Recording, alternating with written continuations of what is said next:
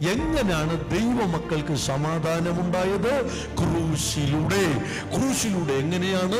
അവൻ തൻ്റെ രക്തം നമുക്കായി ചൊരിഞ്ഞു. ഈ രക്തം എന്നൊക്കെ പറയുമ്പം അതിലങ്ങോട്ട് വിശ്വസിക്കണം. കാരണം ആ യേശുവിൻ്റെ രക്തത്തിന് ശക്തിയുണ്ട്.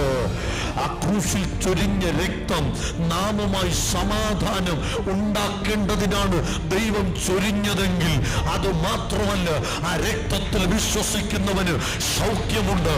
ആ രക്തത്തിൽ വിശ്വസിക്കുന്നവന് വീണ്ടെടുപ്പുണ്ട്. ആ യേശുവിന്റെ രക്തത്തിൽ വിശ്വസിക്കുന്നവന് ശാപമോചനമുണ്ട്. ആ യേശുവിന്റെ രക്തത്തിൽ വിശ്വസിക്കുന്നവന് പാപക്ഷമയുണ്ട്. ആ യേശുവിന്റെ രക്തത്തിൽ വിശ്വസിക്കുന്നവന് നീതീകരണമുണ്ട്. ആ യേശുവിന്റെ രക്തത്തിൽ വിശ്വസിക്കുന്നവന് നിത്യജീവനുണ്ട്. ആ യേശുവിന്റെ രക്തത്തിൽ വിശ്വസിക്കുന്നവന് സ്വർഗരാജ്യമുണ്ട്. അവനൊരു ദിവസം നിത്യതയ്ക്കായി ഉണരുക തന്നെ.